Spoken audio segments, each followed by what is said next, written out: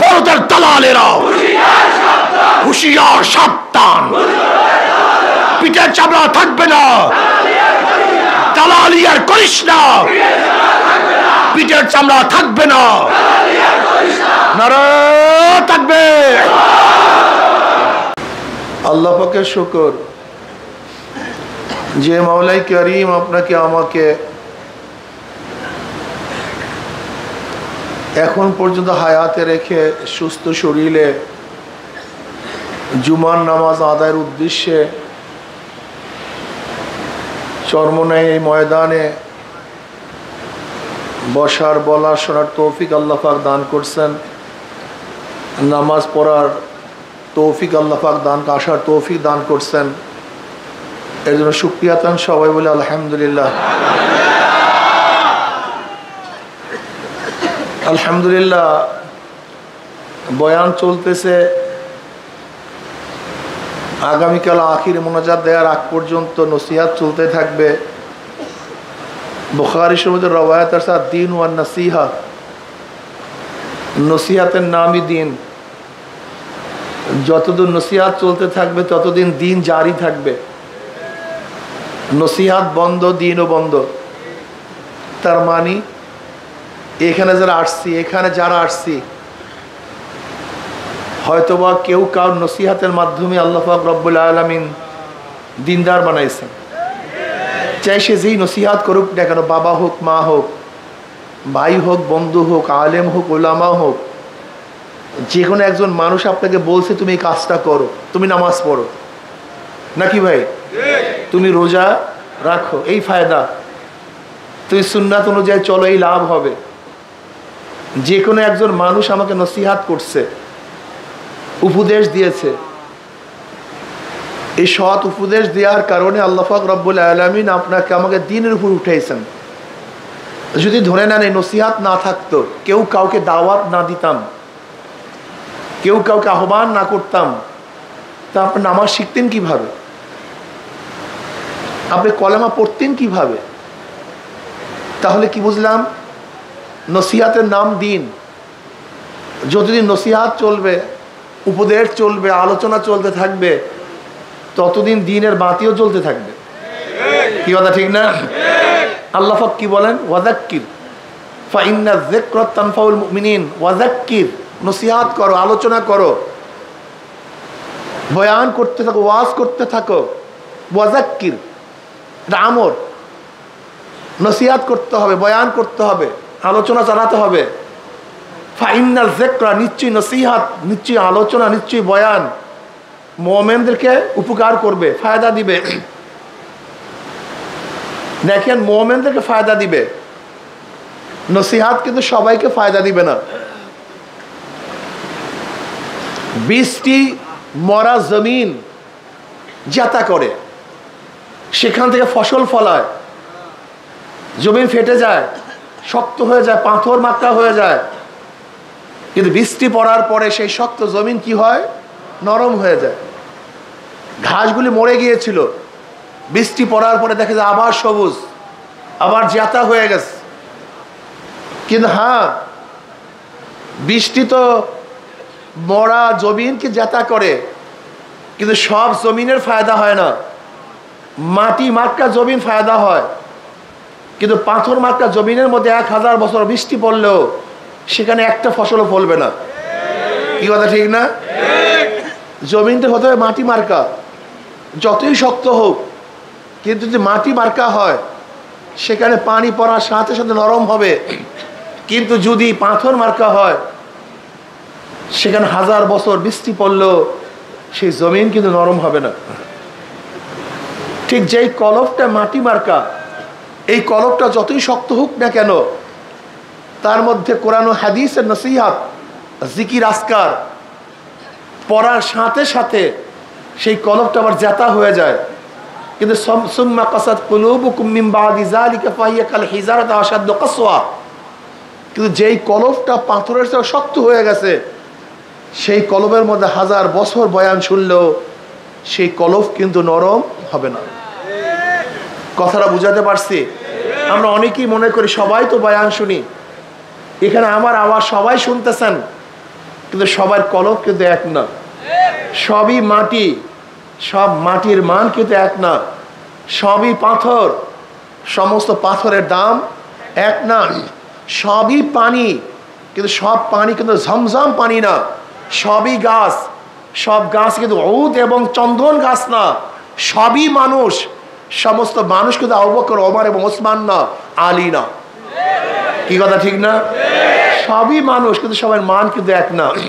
এখানে যারা আসছেন সবাই মানুষ, সবাই চরমনে মুজাহিদ, সবার মান কিন্তু এক না।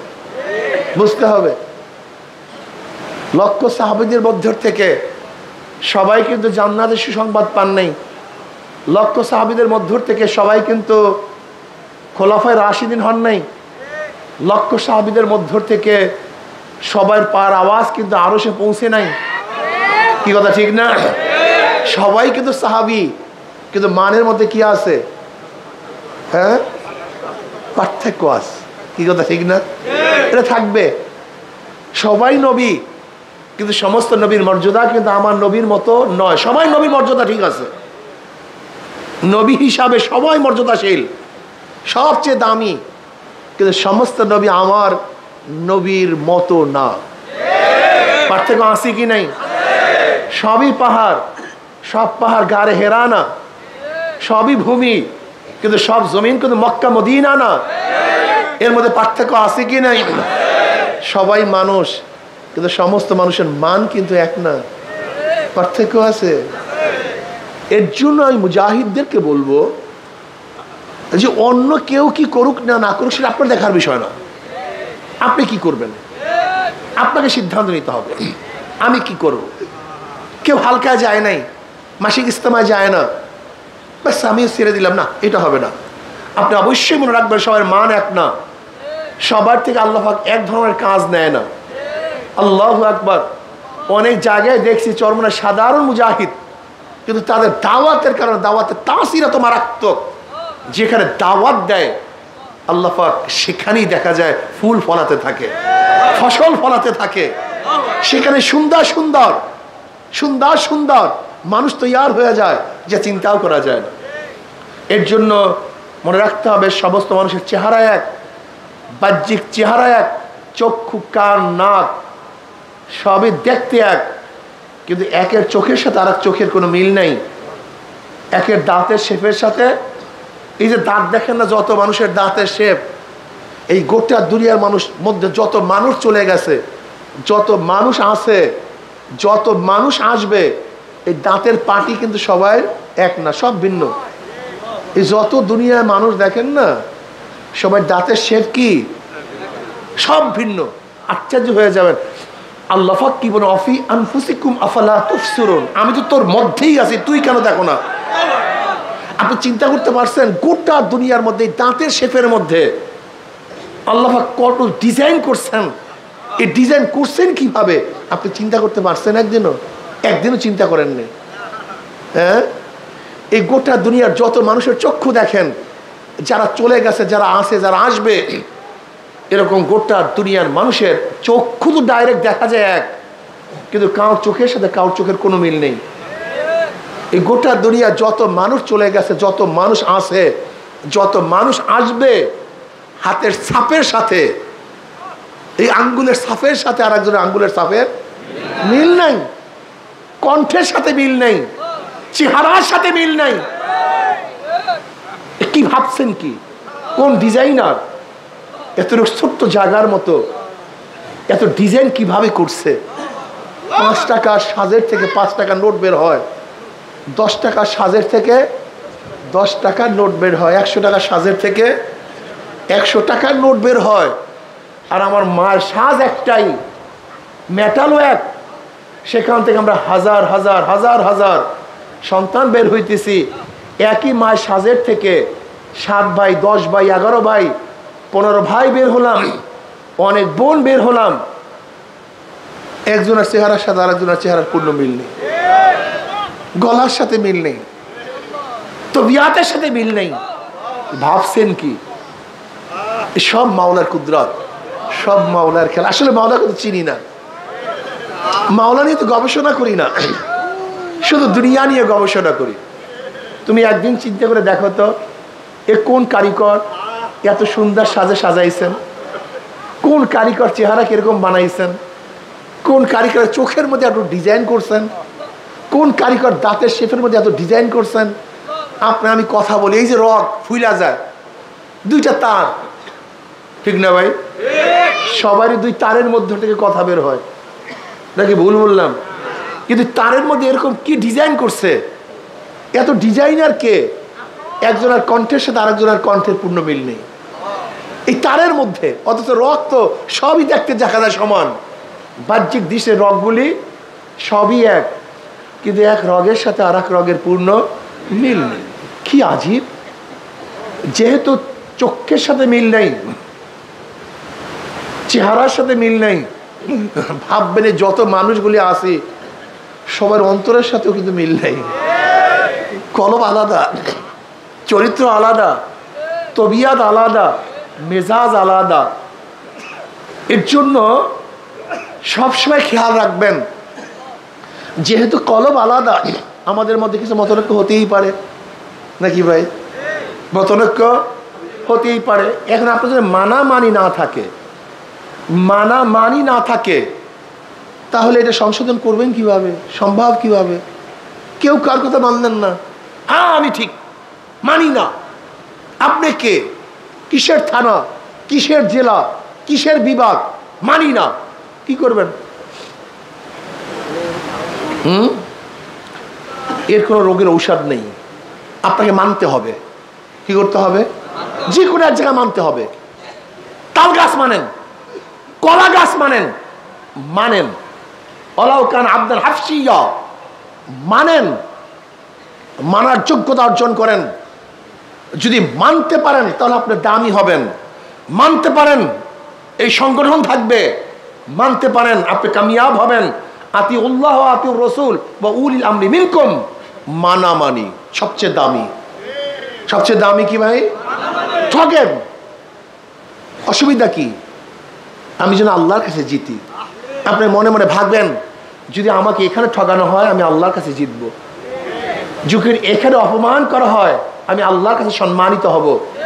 এই চিন্তা ভাবনা নিয়ে চলতে থাকেন না। গরুর মতো আড়ি দিছি তো দিছি, ছাগলের মতো ঠেনি দিছি তো দিছি, কোন অবস্থাতে নড়বো না, হবে না। দেখেন, বুঝেন, আপনার আমার গায়ে সুন্দর একটা জামা, এই জামাটা ছিল এক থান, কোনো ফাড়া ছিল না, চিরা ছিল না, টুকরা ছিল না, কিন্তু দর্জি কি করছে? কথা বলেন, সবাই কথা বলেন। যদি থানওয়ালা নিজেকে কাটার কষ্ট সহ্য করতে না পারত, তাহলে আমার গায়ে সুন্দর একটা জামা হইতো না। যখন থান কাপড়, আস্তা কাপড়টা নিজেকে টুকরা করার কষ্ট সহ্য করতে পারছে, তখনই আমার গায়ে সুন্দর একটা জামা শোভা পাইছে। আপনাকে কষ্ট সহ্য করতে হবে। মিলাতে গেলে, জোড়া দিতে গেলে, আপনি দেখছেন বিল্ডিংগুলি, কোনো ইট আস্তা থাকে, কোনো ইট ধাম ধাম ভেঙে ফেলে। এখন কোনো ইট যদি বলে আমাকে ভাঙছো কেন, ওইটা আস্তা, আমি কেন আস্তা থাকবো না? ওইটাকে তুমি কোপ দাও নাই, তুমি আঘাত করো নাই, আর আমাকে থাম থাম আঘাত করে আমাকে ভেঙে ফেলছো, আমি থাকবো না। হ্যাঁ, আমাকে মেশিনের মধ্যে দিয়ে তুমি টুকরা টুকরা করে একেবারে খোয়া বানায় ফেলাইতেছ। আর কত ইট আস্তা আছে, প্রত্যেকটা ইট যদি প্রত্যেকের স্থানে থাকতো যে আমি ভাঙবো না, আমি টুকরা হব না, তাহলে কোনো বিল্ডিং, কথা বলেন না কেন, কোনো বিল্ডিং হইতো না। কোনো একটা ইটকে অবশ্যই ভাঙ্গার আঘাত সহ্য করতে হবে, টুকরা হওয়ার আঘাত সহ্য করতে হবে, নয়তো জোড়া দেওয়া যায় না, ইমারত হয় না।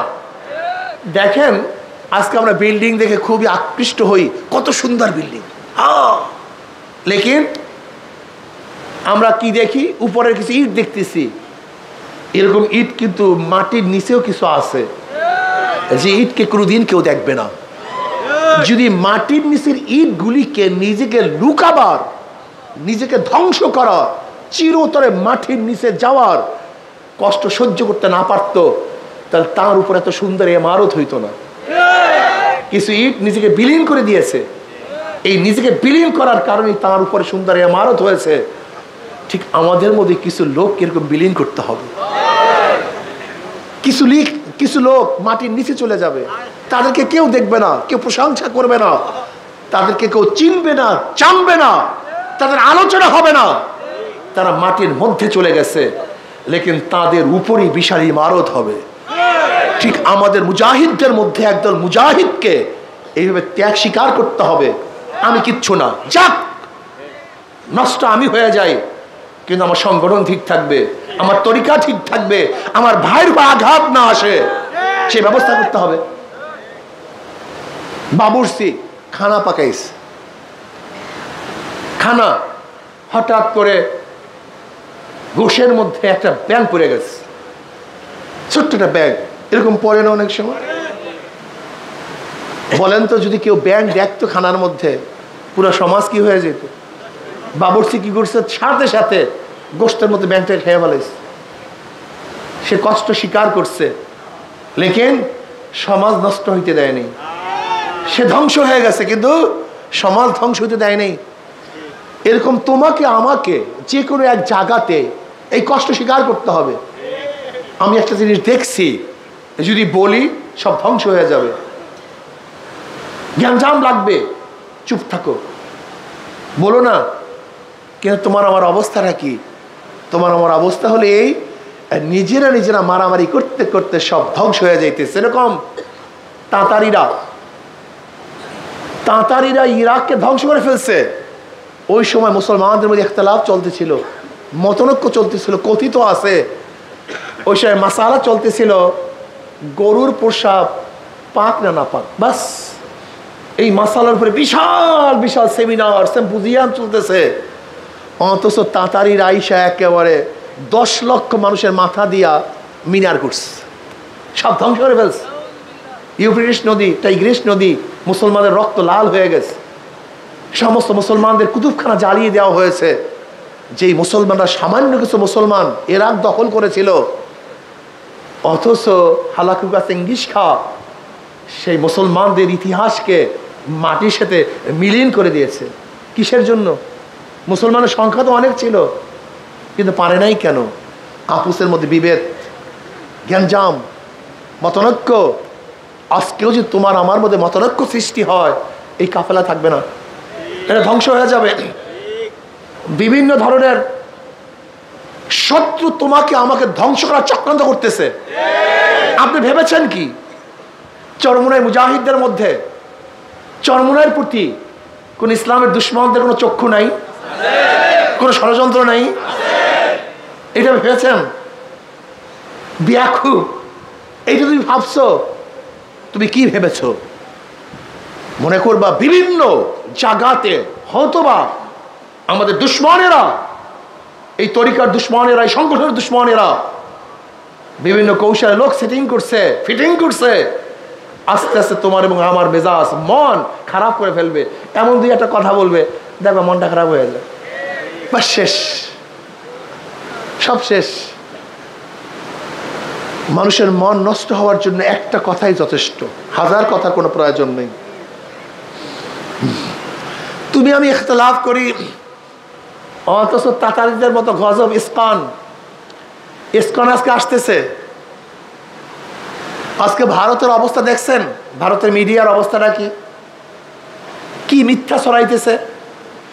আমি প্রশ্ন করতে চাই, ইসকনের যারা সদস্য তারা বাংলাদেশের নাগরিক কি বাংলাদেশের নাগরিক না? এই প্রশ্নটা প্রথম ভারতের কাছে আমি প্রশ্নটা করতে চাই, তারা বাংলাদেশের নাগরিক কি নাগরিক না?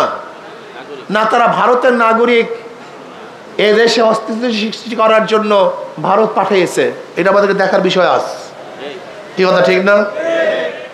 যদি ইসকনের সদস্যরা বাংলাদেশের নাগরিক হয়ে থাকে, তাহলে অবশ্যই এই বাংলাদেশের আইন অনুযায়ী তাদের বিচার হবে, সমাধান হবে, তারা নাগরিকের অধিকার ভোগ করবে, কি কথা ঠিক না?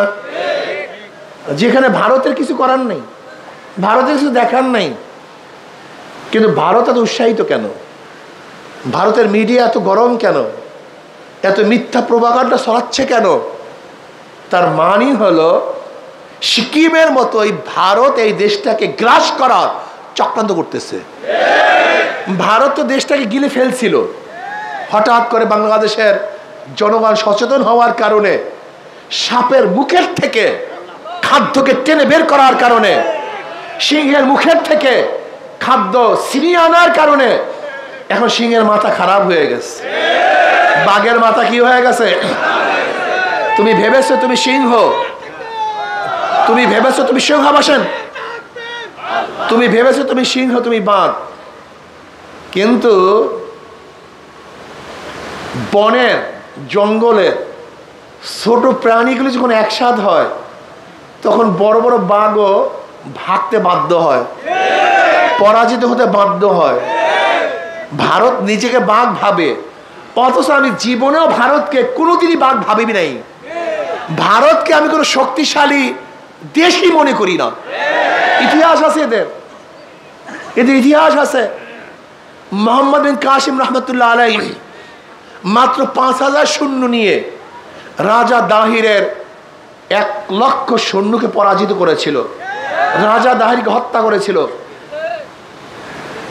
সুলতান মাহমুদ গজনবী রহমতুল্লাহ আলাইহি 17 বার ভারত আক্রমণ করে বিজয় করেছিল। দ্বিতীয় পানিপথের যুদ্ধে প্রায় লক্ষ লক্ষ ব্রাহ্মণদেরকে হত্যা করা হয়েছিল। এই ভারতের মধ্যে আমরা স্বল্প সংখ্যক মুসলমান দীর্ঘ 750-800 বছর পর্যন্ত শাসন করেছিলাম। এই ভারত তো আমাদের, এই ভারত কাদের? এটা মুসলমানদের দেশ। কারণ ভারতের মুসলমানদের থেকেই ব্রিটিশ দেশ দখল করেছিল। যেহেতু আমার থেকে দখল করা হয়েছে, কাজে ক্ষমতা দ্বিতীয়বার আমাকেই দিতে হবে, নাকি ভুল বললাম? এ ভারত মুসলমানদের দেশ। 750-800 বছর পর্যন্ত মুসলমানরা শাসক ছিল। 1803 ঈসাই সালে তৎকালীন জাফরের থেকে ব্রিটিশ এই দেশ দখল করে, যুদ্ধের মাধ্যমে নয়, ষড়যন্ত্রের মাধ্যমে, যুদ্ধের মাধ্যমে, মুনাফিকের মাধ্যমে। মুসলমানরা লুবি হওয়ার কারণে, মুসলমান নামীয় হাজারো মুনাফিক সৃষ্টি হওয়ার কারণে মীর জাফর, বীর সাদেকের মতো, ঘষিটে বেগমের মতো বড় বড় মুনাফিক সৃষ্টি হওয়ার কারণে ব্রিটিশ এ দেশ দখল করতে পারছে। যদি সে আগেকার মুসলমান থাকতো তাহলে 100 বছর 500 বছর যুদ্ধ করেও কোনোদিন ভারতকে ব্রিটিশ দখল করতে পারত না। কি কথা ঠিক না? ভারতের যারা সংখ্যাগরিষ্ঠ আছে, আমি মনে করি এরা মুসলমানদের সাথে যদি সম্মুখ যুদ্ধ করে টিকতে পারবে না। ওদের ট্যাঙ্ক, কামান, এগুলিকে আমরা কোনোদিন ভয়ই করি না, লাপাত্তা থোড়াই কেয়ার করি, এগুলো আমরা কেয়ারই করি না। আরে ভাই, তুমি কেন দেখো না যে বাংলাদেশের জনগণ যদি সচেতন হয়, তারা যদি সচেতন হয়, তাহলে ভারতের অবস্থা কি হবে জানেন? একটা উদাহরণ দেই। ধরে নেন ভারত যদি আমাদেরকে ছোটই মনে করে, তাহলে কারোর পেটের মধ্যে গুড়া কিরমি হইলে ঘুমাইতে দেয় না। কিন্তু কি কথা বলেন না কেন? আমিও বলবো যদি আমরা গুড়া কিরমি হয়ে যায়, তুমি কিন্তু ঘুমাতে পারবা না, অস্থির থাকবা সবসময়। 24 ঘন্টা তোমার চক্ষু খোলা থাকবে, ঘুমাতে পারবা না। কিন্তু তোমার 3 দিকে কিন্তু আমরা, কয় দিকে? 3 দিকে আমরা কিন্তু আমরা ভারতের পেটের মধ্যে নয়, কিন্তু ভারত আমাদের পেটের মধ্যে। এটা ভুল ব্যাখ্যা দেওয়া হয়, আমাদেরকে দুর্বল করা হয়। আমরা ভারতের পেটের মধ্যে থাকবো কেন? বরং ভারত আমাদের পেটের মধ্যে। আমাদের পেটের মধ্যে কে? যদি নাড়া দেয় বের হয়ে যাবা, কিন্তু যদি ঠিক মতো পেটে নাড়া দেয় বের হয়ে যাবা। আমি ভারতকে বলবো, আমরা মারামারি করতে চাই না, আমরা প্রতিবেশীর সাথে ভালো ব্যবহার করতে চাই, ভালো সম্পর্ক রাখতে চাই। এটা আমাদের অভ্যাস, এটা আমাদের শিক্ষা। লেকিন ভারত যদি বারবার আমাদের দেশ নিয়ে ষড়যন্ত্র করতে চায়, করে, আমরা কিন্তু সচেতন, আমরা কিন্তু গোলাম না। বাংলাদেশে মানুষ না খেয়ে থাকতে পারে, কিন্তু গোলামি করতে পারে না। বাঘ 1000 বছর না খেয়ে থাকতে পারে, কিন্তু ঘাস খেতে পারে না। মুসলমানরা হাজার বছর না খেয়ে থাকতে পারে, ক্ষুধার্ত থাকতে পারে, ঘরহীন থাকতে পারে, বস্ত্রহীন থাকতে পারে, কিন্তু কারোর পায়ের নিচে মাথা নত করতে পারে না। এটা আমাদের ইতিহাস, এইটি আমাদের ইতিহাস। কোনোদিন মাথা নত করতে পারি না আমরা।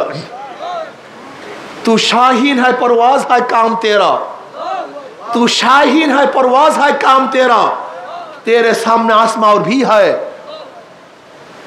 শাহিন মানে বাস পাখি। শাহিন কি? বাস পাখি। কবি ইকবাল বলতেছে তুই শাহিন, বাস পাখি। বাস পাখি কোথায় ওড়ে? আকাশে উঠতে থাকে, তার কোনো সীমারেখা নাই। এটা ভারতের সীমারেখা, এটা মিয়ানমারের সীমারেখা, এটা পাকিস্তানের সীমারেখা, এটা আফগানের সীমারেখা, এটা চীনের সীমারেখা। এরকম কোন সীমারেখায় কিন্তু বাঁশ পাখি ওঠে না। বাঁশ পাখির চক্ষু যেদিকে যায় সে সেদিকেই চলতে থাকে, সেই দিকেই উঠতে থাকে। মুসলমান বাঁশ পাখি, এদের কোনো নির্ধারিত সীমারেখা নেই। চীন আরব হামারা, হিন্দুস্তান হামারা, অতন হয় হাম, সারা জাহা হামারা। গোটা দুনিয়ায় মুসলমানদের, গোটা দুনিয়ার মালিক আমার আল্লাহ। ইন্নী জাইলুন ফিল আরদি খলিফা, মুসলমান হলো তার প্রতিনিধি। যেহেতু আমার মাওলার জমিন, আমরা তার প্রতিনিধি। জমিনের মালিক কে? মুসলমান। কি কথা ঠিক না? দুনিয়ার শাসক কে? মুসলমান। এর জন্য আমাদের কোনো সীমারেখা রেখা নেই, আমাদের কোনো সীমানা নেই, আমাদের নির্দিষ্ট কোনো জমি নাই।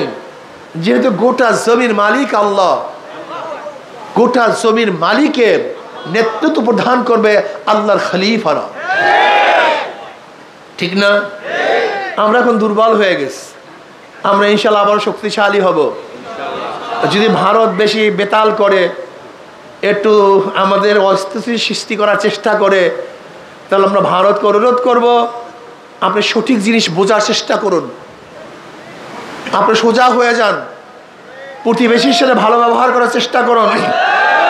আমাদের দেশকে রক্তপাত করার চেষ্টা করবেন না, ধর্মীয় উন্মাদনা সৃষ্টি করার চেষ্টা করবেন না, ইসকনকে নতুন ষড়যন্ত্র আপনি করবেন না। এটা বাংলাদেশের ম্যাটার, এটা বাংলাদেশ দেখবে, তারা বুঝবে। কিন্তু খোদা না খাস্তা যদি প্রমাণিত হয় ইসকন এটা ভারতের সৈন্য, ইসকন ভারতের লোক, ইসকনের মাধ্যমে এদেশকে ধ্বংস করার চক্রান্ত চলতেছে, তাহলে ইনশাআল্লাহ বাংলাদেশের প্রত্যেকটা নাগরিক ঐক্যবদ্ধ হয়ে একত্রিত হয়ে ইসকনের বিরুদ্ধে লড়াই করবে। এটা হিন্দুদের বিরুদ্ধে লড়াই নয়, এটা সংখ্যালঘুর বিরুদ্ধে লড়াই নয়। এই যুদ্ধ হবে ষড়যন্ত্রের বিরুদ্ধে যুদ্ধ, এই যুদ্ধ হবে ভারতের দালালের বিরুদ্ধে যুদ্ধ, এই যুদ্ধ হবে যারা দেশ এবং এই মাটি নিয়ে ষড়যন্ত্র করে তাদের বিরুদ্ধে যুদ্ধ। কি কথা ঠিক না? কিন্তু আমরা কি মনে করি, যখন ইসকন আসে তখন ধর্ম ধর্ম, সংখ্যালঘু সংখ্যালঘু না। এদেশের হাজারো হিন্দুরা আছে যারা এই মাটি এবং মানুষের কথা বলে, হাজারো হিন্দুরা আছে যারা দেশ নিয়ে চিন্তা করে, যারা নিজেদেরকে দেশের নাগরিক মনে করে। কিন্তু ইসকনের সদস্যরা নিজেদেরকে এই দেশের নাগরিক মনে করে না। যদি তারা এই দেশের নাগরিকই মনে করবে, তাহলে তারা কেন বিবৃতি দিবে যে ভারতের অবশ্যই হস্তক্ষেপ করে এটা সমাধান করা উচিত? এই বিবৃতি কেন দিবে? এই ম্যাটার তো আমাদের।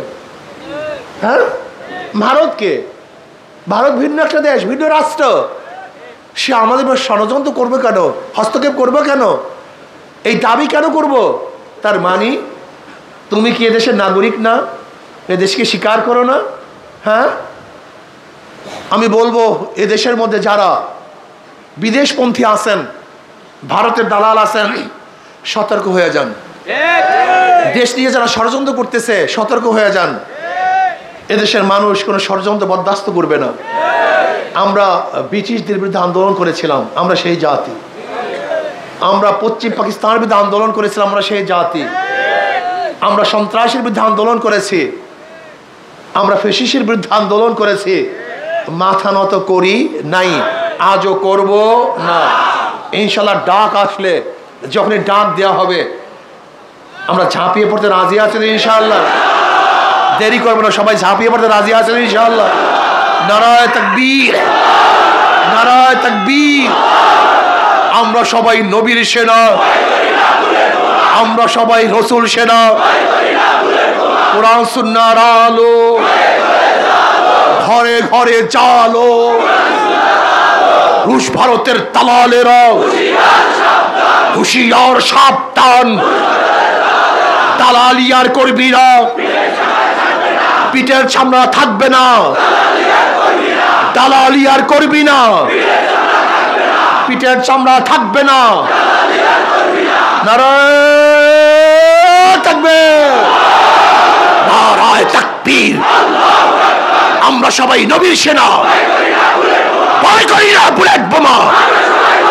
কোরআন সুন্নাহর আলো রুশ ভারতের দালালেরা হুঁশিয়ার সাবধান। পিঠের চামড়া থাকবে না, দালালি আর করিস না। পিঠের চামড়া থাকবে না। নারায়ে তাকবীর। দালালি করতে দেয়া যাবে না, পিঠের চামড়া রাখবো না, থাকবে না ইনশাআল্লাহ। অনেক দালাল সৃষ্টি হয়েছে আমাদের বাংলাদেশের মধ্যে, বহুত ভারতের দালাল। ভারত পরিকল্পিতভাবে মিডিয়ার মধ্যে দালাল সৃষ্টি করেছে, লেখকের মধ্যে দালাল সৃষ্টি করেছে, বিভিন্ন পর্যায়ে দালাল বসায় দিছে। দালাল ওরা খায় লয় বাংলাদেশের, কিন্তু কথা বলে ভারতের। কি কথা ঠিক না? ওরা থাকে বাংলাদেশে, মেজাজটা কিন্তু ভারতের। ওদের চিন্তা ভাবনা সব ভারতের। মনে রাখবেন, আপনারা মনে রাখবেন যে শেরে বাংলা ফজলুল হক রহমতুল্লাহ আলাইহি বলে, শেরে বাংলা ফজলুল হক বলেছিলেন, শেরে বাংলা ফজলুল হক বলেছেন যে আমার কোনো কথা যদি দেখো ক্যালকাটার বাবুরা খুশি, তাহলে মনে করবো আমার কথাটা মুসলমানদের বিরুদ্ধে চলে গেছে। আর যদি দেখো আমার কথা ক্যালকাটার বাবুরা খুবই বেজার, তখন ভাববা আমার কথাটা ক্যালকাটার বাবুদের বিরুদ্ধে চলে গেছে। ঠিক মনে করবা কোনো দলের কোনো ব্যক্তির বক্তব্য যদি ভারত খুশি হয়, তাই মনে করবা যে এটা ভারতের দালাল। আর যদি কারোর কথা এবং বক্তব্য যদি দেখো বাবুরা একটু দুঃখ পায়, মনে করতে হবে এটা ভারতের বিরুদ্ধে, এটা বাংলাদেশের পক্ষে, এটা জাতির পক্ষে। আজকে অনেক দল ক্ষমতায় যাওয়ার জন্য দালালি শুরু করছে। দালালি আর করবি না, পিঠের চামড়া থাকবে না। কি ঠিক আছে? দালালি আর করবি না, পিঠের চামড়া থাকবে না। দালালরা ক্ষমতায় যাওয়ার জন্য ষড়যন্ত্র শুরু করছে। ওদের দালালি নস্যাৎ করতে হবে। বাংলাদেশ ইসলামী হুকুমাত কায়েম করতে হবে। আল্লাহর জমিনে আল্লাহর হুকুমাত কায়েম করতে হবে। আল্লাহর হুকুমাত কায়েম করার জন্য প্রয়োজন রক্ত দেবে ইনশাআল্লাহ, জীবন দেবে ইনশাআল্লাহ। আমাদের তাজা রক্ত, আমাদের তাজা রক্তের জমিনের মধ্যে ঢেলে দেবে ইনশাআল্লাহ। ইসলামী হুকুমাত কায়েম করবেই করবে ইনশাআল্লাহ। এখন থেকে কাজ করতে হবে। যুব সম্মেলন হবে ঢাকাতে, সরার উদ্যানে বিশাল যুব সম্মেলন হবে 17 জানুয়ারি। বিশাল গ্যাদারিং হবে ইনশাআল্লাহ। যুবকরা সেখানে আসবেন। ইসলামী আন্দোলন বাংলাদেশে হাত যারা যুবক আছেন ইনশাআল্লাহ সরার উদ্যানে ইনশাআল্লাহ হাজির হবেন। রাজি আছেন ইনশাআল্লাহ? কে রাজি আছেন? আল্লাহু আকবার, আল্লাহু আকবার। আল্লাহ আমাদের সবাইকে কবুল করে নেন। दस्त दस्त है दरिया भी ने ही सोरे हमने, दस्त दस्त है दरिया भी ने ही सोरे हमने, बाहर जुल्मत में दौरा दे या घोरा हमने। इंशाअल्लाह मुसलमाনের গুলি বুকে লাগে, পিঠে লাগে না। মুসলমান সামনে অগ্রসর হতে পারে, দৌড় দিতে পারে না। মুসলমান জীবন দিতে পারে, পালাতে পারে ইনশাআল্লাহ। সেই দিকে ইনশাআল্লাহ চলতে হবে, সতর্ক থাকতে হবে। দেশ নিয়ে গোবর ষড়যন্ত্র চলতেছে। একদল ক্ষমতায় যাওয়ার জন্য পাগল হয়ে গেছে, মাথা খারাপ হয়ে গেছে পুরা। ওদেরকে চিহ্নিত করুন, ওদেরকে চিহ্নিত করুন কারা জনগণ এবং দেশের মাটি এবং মানুষের মহব্বতের বাহিরে ক্ষমতাকে বেশি প্রাধান্য দেয়। ওদেরকে চিহ্নিত করে চিরতরে ক্ষমতার মসনদ থেকে আজীবনের তার মাহরুম করতে হবে। রাজি আছেন ইনশাআল্লাহ? দাওয়াত দেন, ঘরে ঘরে দাওয়াত দেন। সবার কাছে দাওয়াত দেন, সবার কাছে গিয়ে দাওয়াত দেন। এখন থেকে দাওয়াতি কাজ বাড়াতে হবে। নহে সমাপ্ত কর্মমোদের, অবকাশ কোথায় বিশ্রামের? না, এখন বিশ্রামের সময় আসে নেই, বহুত কাজ বাকি। আসুন এই মাটি এবং মানুষ নিয়ে চিন্তা করি, এই মাটি এবং মানুষের কথা বলি, মাটি এবং মানুষের কল্যাণের জন্য কথা বলি, দেশকে রক্ষা করি, দেশকে বাঁচাবার চেষ্টা করি, অতন্ত্র প্রহরীর মতো দেশকে হেফাজত করি। যে কোনো ষড়যন্ত্র আসবে ইনশাআল্লাহ নিজের জীবন দিয়ে মোকাবেলা করবে ইনশাআল্লাহ। ইসকনকে নিষিদ্ধ করতে হবে। বাংলাদেশে ইসকনের কোনো অফিস থাকবে না, এই সন্ত্রাসী দল বাংলাদেশে থাকবে না। এটা টেররিস্ট, এটা টেররিজম, এটা সন্ত্রাসবাদ। আপনি দেখেন ইসকনের বিরুদ্ধে আলোচনা করেছিলাম কত বছর আগে? এক যুগ আগে আলোচনা করেছিলাম, এক যুগ আগে। বক্তৃতা শোনেন আমার, ইসকনের বিরুদ্ধে এক যুগ আগে আলোচনা করেছিলাম। ইসকনে বাংলাদেশের ষড়যন্ত্রকারী, এরা সন্ত্রাস, এরা টেররিস্ট। এক যুগ আগে বলেছিলাম। বাংলাদেশের সরকারের কানে পানি যায় নাই, আজকে মাত্র কানে পানি যাওয়া শুরু হয়েছে। যদি এখনো কানে পানি না যায়, তোমাদের বুকের উপরে পাড়া দিবে, তোমাদেরকে হত্যা করবে, এদেশকে বিক্রি করে দিবে, এদেশকে অস্থিতিশীল সৃষ্টি করবে। কাজে আল্লাহ আমাকে এবং আমাদের সবাইকে সমস্ত ষড়যন্ত্র থেকে হেফাজত করুন। আল্লাহর জমিন আল্লাহর হুকুমত কায়েম করুন ইনশাআল্লাহ। হাত পাখাকে আল্লাহ পাক বিজয় করে দেন। সব মার্কা দেখা শেষ। আসতে কয় ঘটনা কি? সব মার্কা দেখা শেষ। আল্লাহ আমাকে এবং আমাদের সবাইকে দেশ এবং ইসলাম মানবতা নিয়ে কাজ করার তৌফিক দান করেন। 6 ডিসেম্বর ছাত্র আন্দোলনের ইনশাআল্লাহ সম্মেলন, সেখানে সমস্ত ছাত্র উপস্থিত হব। সুবহান